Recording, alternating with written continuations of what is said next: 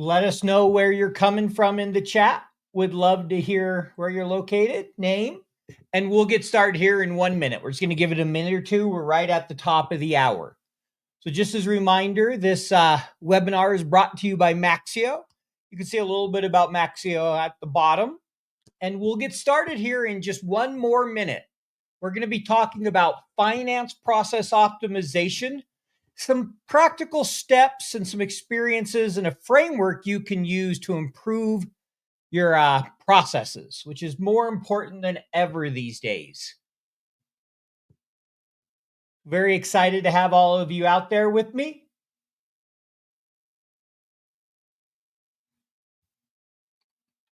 If you can hear me, please let me know where you're coming from before we get started here. Just go ahead and put it in the comments. Would love to know where you're coming from.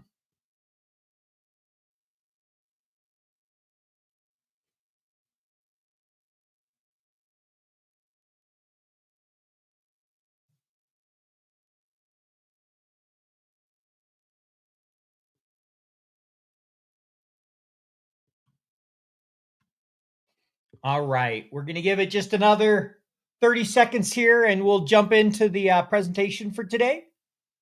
But if you're out there, just let me know you can hear me. Give me a thumbs up in the comments and let me know where you're coming from.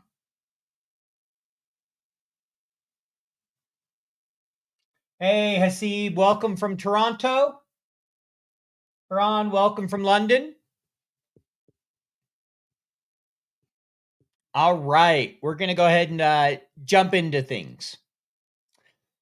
So, the title for this webinar is Finance Process Optimization, Practical Steps to Process Excellence. And so where I want to start is just taking a minute and thanking Maxio, who is our sponsor for this webinar. For any of you that aren't familiar with Maxio, Maxio can help you create frictionless finance, helps with your billing, your SaaS metrics. It's a fabulous platform. I recommend you check it out. So they've sponsored this today. So a giant thank you to Maxio for making this possible.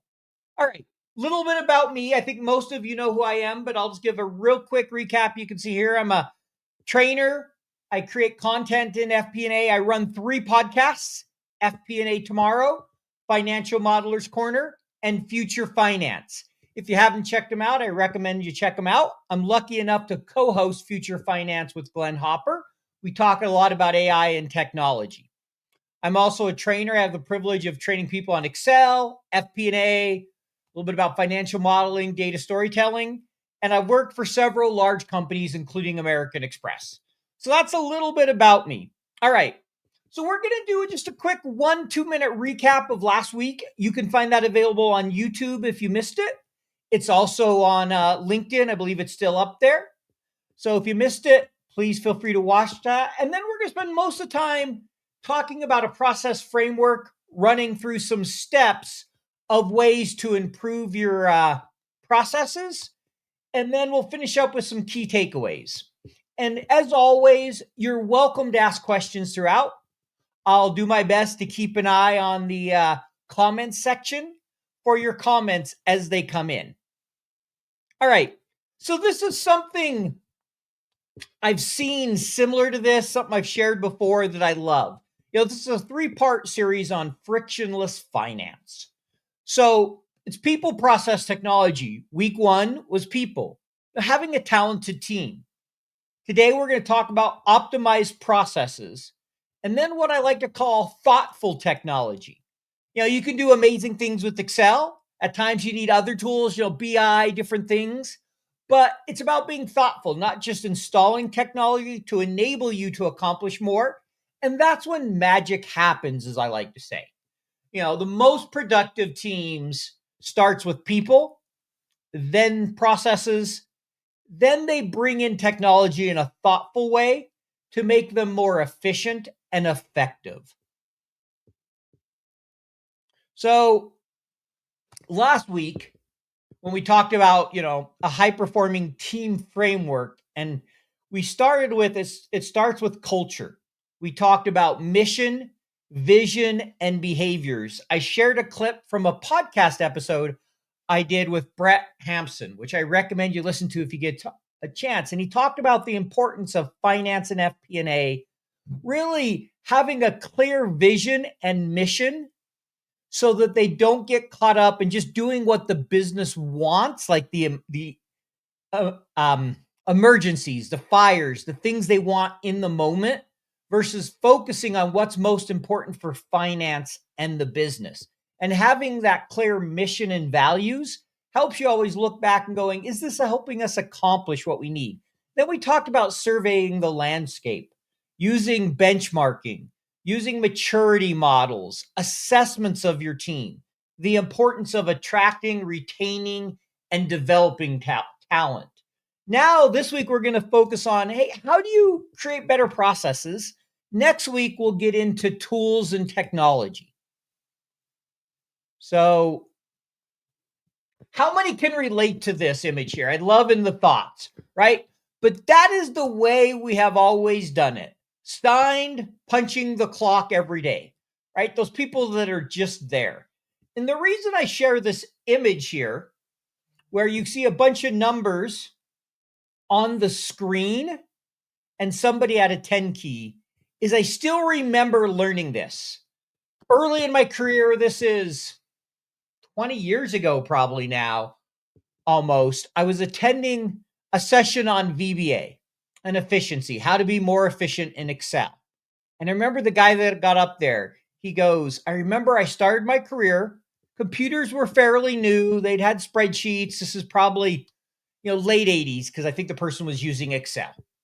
And he goes, I'm sitting there with my with this boss, the guy who's going to be training me, and I'm watching him work. And he has a bunch of receipts, and he enters the numbers line by line in Excel. He gets down to the bottom, he's entered them all, goes over to his 10 key and adds each number up manually and types the number in the bottom of the spreadsheet. And the guy looks at him and goes, I'm pretty sure the spreadsheet will add that for you. And the man responds with, I don't know about that, but this is how we do things. And, the guy just was shaking his head and going, that's the mindset we don't want. We want a mindset of how can we be more efficient in what we're doing? And so I thought that picture kind of captured that. And I'll always remember that story at the beginning of that training and the phrase that we've all heard. But that is the way we have always done it. If someone tells you that, tell them that's not a good answer. Ask them to give you a better reason, because that's a terrible reason to continue to do something. All right. So, we'll get into this a little bit more next week too, but it's really important to fix processes. I love this quote. I came across this. It's from Hasser Consulting. I think it was Richard Hasser or one of the founders, where he said, new technology plus old processes equals less reliable, more expensive old process. And so, it's important that we're always thinking about our processes, especially in a day of AI. I bet if I asked every one of you, sat down and had a couple minutes with you and asked you about AI, I would bet there's processes or something you're doing today that makes you more efficient with generative AI than you were before. It's a golden age to really disrupt many processes. Is AI there for everything? No. Is AI still sometimes a little more talk than reality in areas? Yes. But can it make us more effective? Without a doubt. Hardly a day goes by that I don't use AI. I can say I used AI in this presentation. I can say I use it with emails. There's times I use it in Excel. And so, we need to constantly be thinking of how does that impact our processes and what we're doing. All right. So here's the framework I like. There's 7 steps to this framework. So, we have starting with mapping the process. It's really hard to fix something if you don't understand the current state. I mean, how many have ever came into a role? We've probably all been there, and you inherit a role and there's no good documentation. Hate that. I had a situation where somebody I know, he got himself let go from a job. He had done some things, and fortunately, I knew he was going to get let go. So I was able to get a little bit of documentation from him, but I had hardly no documentation, inherited this big, huge access database and this big, long process that we had been using for years with 40 years of data, and just kind of had to figure it all out. And had I just had a map, had I had a little more detail, it could have saved me hours. So process improvements and just processes in general, you need to map the process. From there, once you've mapped it, once you understand it, you got to spend time analyzing it. That idea of, oh, this is how we've always done it needs to be thrown out. Then starts the process of redesigning the workflow, assigning those resources, implementation, execution, and then you monitor and optimize. And we'll go through each of these one by one. But this is the framework I like. And what I like to say within that I think is as important or more important, the framework, is the idea that you have to have a process mindset, a culture of process efficiency. And again, I'll share what I mean by that. I did a survey one time. I've heard this a lot from people. I don't have the technology to do my job. The tools aren't good enough. I worked in a company, and this is in the 2010s, that had its systems like it was the 1990s. Billing platforms, everything was just a huge mess. Without doing a lot of work, I couldn't even tell you the revenue for our top customers for just our business, let alone the company as a whole. And in many cases, it was wrong. But did I let that stop me? Unfortunately, we were a situation where the owners were not going to invest in new platforms. What did I do? I improved my Excel skills. I learned Power Query a lot better. I started building a lot of reports with Power Pivot, eventually put those in Power BI. And I fixed a lot of things. As I like to joke, the processes were janky, and it's not the ideal way I would have done it. Would have been better to have a database. Eventually, they allowed us to bring someone in, the new Python at the time, and we improved a lot of the data and the processes. I didn't let the fact that I couldn't invest in new systems stop me. And that's what I mean by a process mindset. It really is a shift in your mentality to say, yes, technology would be nice. Could it help us? Yes. But I can have the best processes possible with what I have today, and just, putting in that work and effort. All right. So mapping the processes. This is not a fun part, but it really is necessary. I've had the opportunity to do that in more than one situation. We're drawing out, hey, what does the processes look like? Talking to people. So it starts with, first, you need to define the purpose. If someone's sending out reports and nobody can tell you the purpose of it, don't bother mapping the process. Ask if you can get rid of it. I've seen that before. We've all seen it. I still remember having on Jack Alexander. He's written a couple books on FP&A on a podcast. And he tells how he went into a job and there was a 100-page report everybody had. And he asked, is anyone using it? The answer came back, they were using 3 pages. So he went to his team and said, we're getting rid of the other 97. So sometimes, even before mapping the process, which I do list as the first step, is it necessary, right? Really defining that purpose. Then you got to do all those things, the key inputs and outputs, the activities, what are the critical points? Diagram it. There's a lot of great tools out there, even some AI tools that can help with diagramming. And we'll talk a little bit about that on the next couple slides. In fact, I don't know how many are familiar with, but I would encourage you to follow him if you're not. Tariq Munir. He's out of Australia. I'll have the privilege of interviewing him here on Future Finance. He's been interviewed on FP&A Today. And he wrote a book called Reimagine Finance. And today, he does process transformation for finance teams. And he's using digital twins. And I really love this LinkedIn post. The link's down here. And if you go look him up, he has an entire deck that talks about digital twins. I didn't want to spend 15 minutes since we're only half an hour talking about it, but wanted to share a little bit.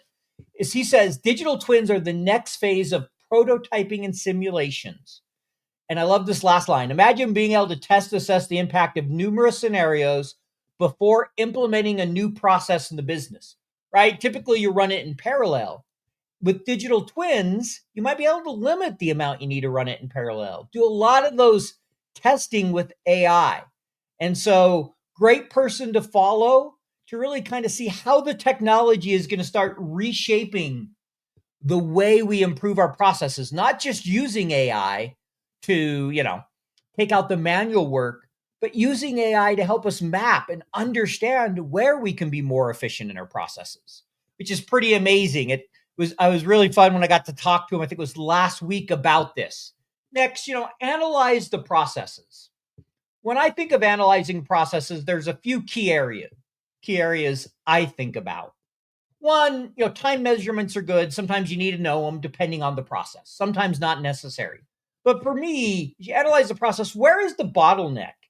Is there something really inefficient? Like, is it going back and forth when it doesn't need to? Like, is somebody doing something, send it to someone else, they're doing something, sending it back? Is there a way to eliminate that? That will often come out as you start looking and having some of those either actual time measurements or estimates to say, where's the bottleneck? Where's the inefficiency? And this kind of gets into Six Sigma and a lot of manufacturing principles when you think of bottlenecks, but it applies to finance processes just as well. Do those interviews, right? Ask the people, like, what would you change about your job if you could change something? What would you change about this process? And then there's exception handling. There's almost always an exception to every process. And usually it takes a ton of work to add in those exceptions. So is there a way to eliminate them? Are they exceptions you have to handle? Is there a way to streamline them and treat them different? Don't let one or two exceptions blow up the entire streamlining of a process. Exceptions happen. Focus on that, kind of 80, 90% and really think about, is there something we can do to, set that aside and allow everything else to be more efficient? That's one thing I've been guilty of, is often thinking, well, there's this exception, there's that exception. And sometimes it's stepping back and asking, what's really important? Then you get into where you redesign the workflow.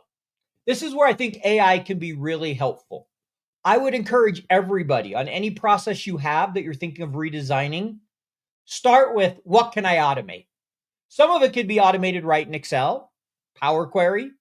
Maybe some of it could be automated with Power Automate or Google Sheets or whatever tools you use. There's lots of different ways to automate. Maybe it's something like Zapier if you're a small enough company.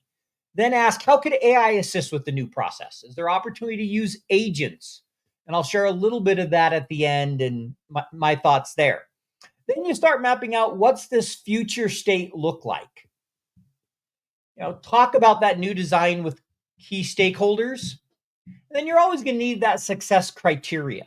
What does success look like?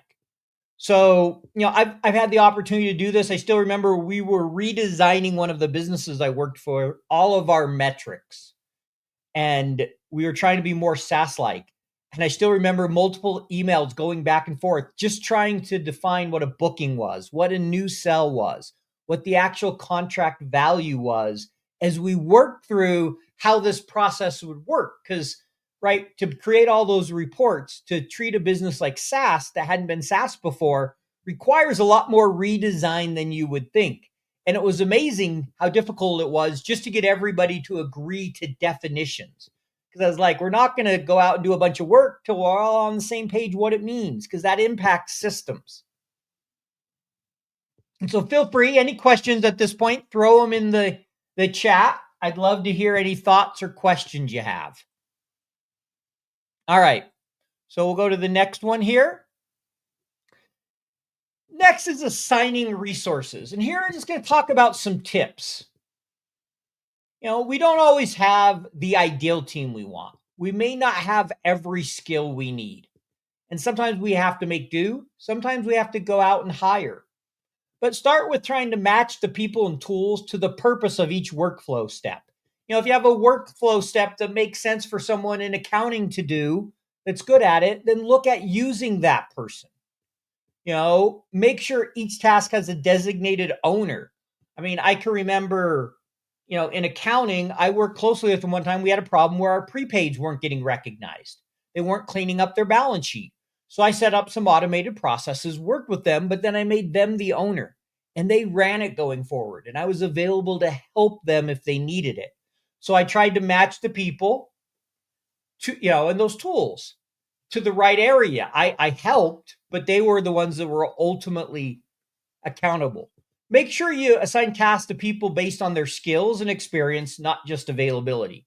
How many have seen someone get assigned a task that they just can't do? One of the biggest things I've learned is if you see that and it's apparent, don't wait. Make sure you address it early on. I let one sit for a long time and it caused a lot of problems in the company. And I learned a valuable lesson. Have that backup support. And so I think this is an area where it can make a huge difference in processes. It gets back to people. All right. So the next step 5 here, is around the implementation plan. So if anyone's ever done any kind of transformations or, implementations, I've done, a lot of process overviews. I remember one of my first roles back when I was at American Express, new department. The prior year, they'd had a lot of problems with the budget, the annual budget. So I was asked to go in and spend several months creating a new process. And I remember we broke it down into phases where we needed to. But I remember doing all the interviewing, developing training material, trying to do, check-ins throughout the process. And so each of these steps, risk mitigation plan for key processes. If you have something really simple, you may not need a risk mitigation plan. But if you're implementing something like a new ERP, you're implementing a new planning tool, you're implementing a new billing system, which, I helped do before, you need to make sure you have each of these and you don't try to do it all at once. I don't know if anyone's heard this saying before, but one of my favorite sayings, and I think this really applies to the whole idea of phases. Does anyone know how you eat an elephant? Still remember learning this when I was probably 15 or 16, and it's always stuck with me. You eat an elephant one bite at a time. You take a project one phase at a time. If you try to do it all at once, you're setting yourself up for failure, especially the more complex it is. And training materials. So important, but easy to forget. You're like, well, I can just help people as they need it. It's really nice when you have materials and good documentation. The joke I like to call when it comes to spreadsheets. Yeah, Jake. Yep. One bite at a time. Exactly. Thank you. I think there's a little bit of delay between when I ask and responses. But what I was going to say is, what do you call a broken spreadsheet? The new employee's problem. And that's often because there's not documentation. All right. Next, you execute the plan. And first thing, I'll just remind people, if the process is important, make sure you're not doing the first month during a critical time. Bad idea to have your first month of a big cutover on year end or quarter end. Try to run it in parallel those first few months and make sure the cutover is in a month where if something goes wrong, you can correct it without being a big issue. Right? I've seen that happen. We had a situation in a company I worked for where at the end of the year, they had made a switch in some of the tools and we could tell something was wrong. The numbers just didn't make sense, but we couldn't prove it. So the controllership and the audit wouldn't correct the books. They're like, we're not comfortable making adjustment because you can't clearly show us where this was wrong. This is end of year. Turns out there was about a $9 million over accrual of revenue. The company's threshold was like 10 million to restate publicly. We ended up coming up to 9.9 as a company as a whole because as the new year came, they realized something was wrong when they dug into it and then they had to correct it. And so that's why it's so important you really think about when you're running it. What are the risks? Get that feedback from everybody. Run in parallel. And then celebrate the wins as they happen. Don't wait till it's all done and everything's going perfect, because it almost never is. Enjoy the journey. Make sure you have fun along the way. Everybody wants to work in an environment that you celebrate and have fun. All right.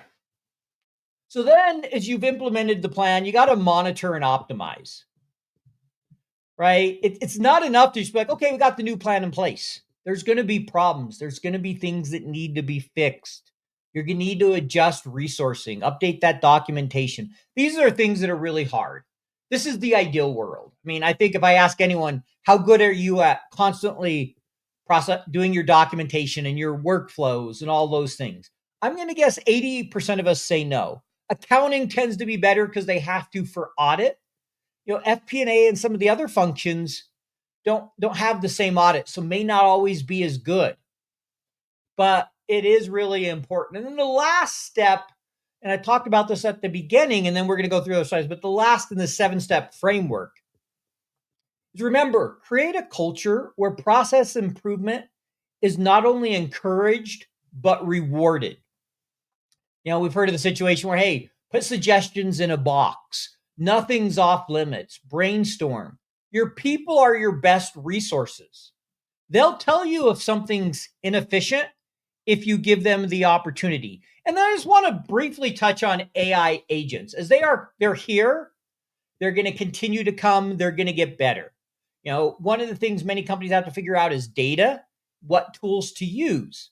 But there are many people using them. So what is an AI agent? A lot of people ask. I kind of bolded what I thought the key parts were from this definition.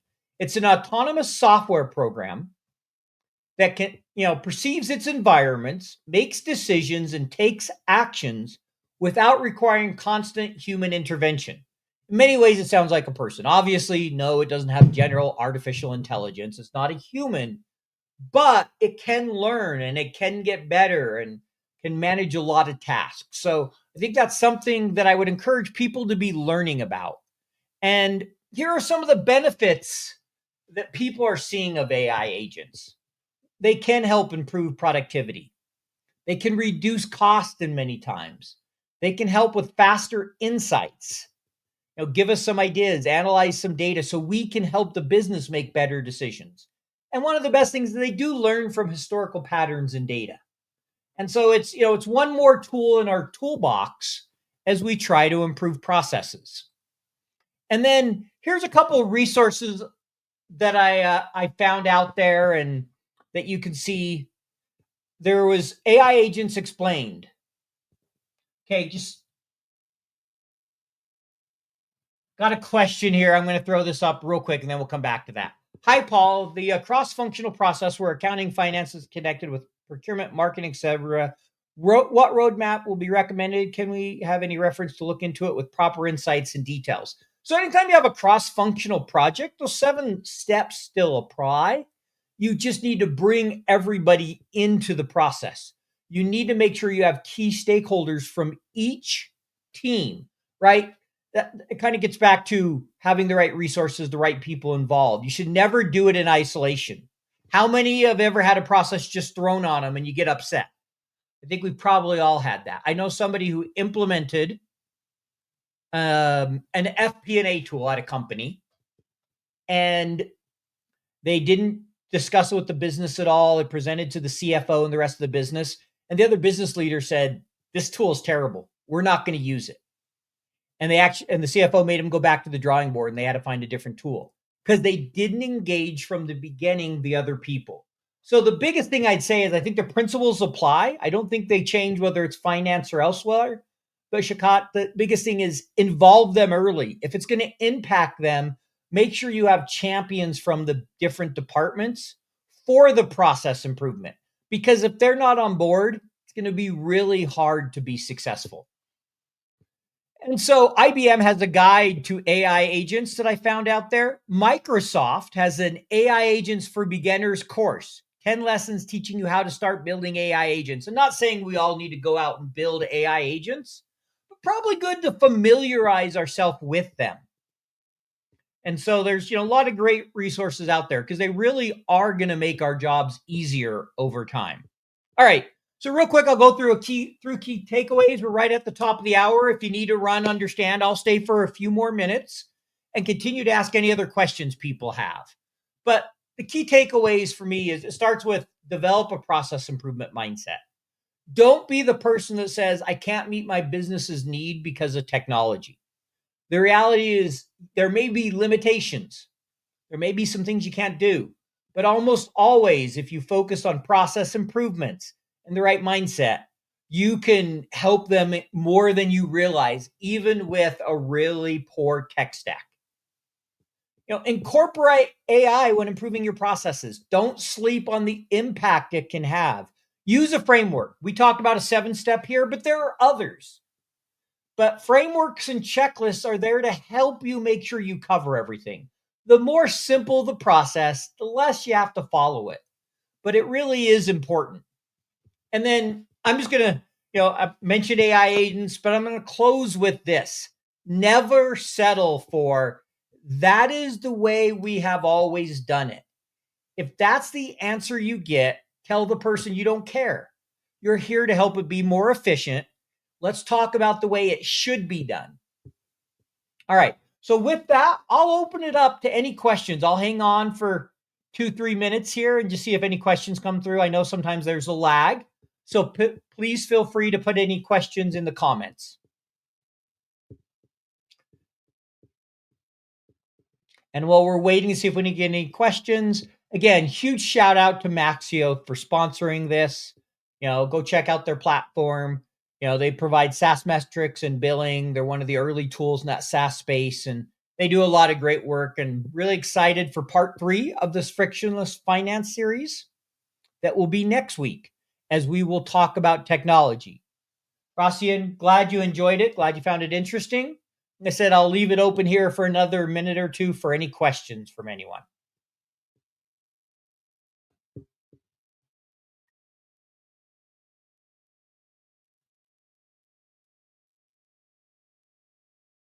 So I see Steven asked a question for some reason that didn't come through in StreamYard. So I'll look at that now. I'm just switched to LinkedIn. I'm starting to develop interest in FP&A processes. How do I switch from mainstream accounting to FP&A? What skills do I need?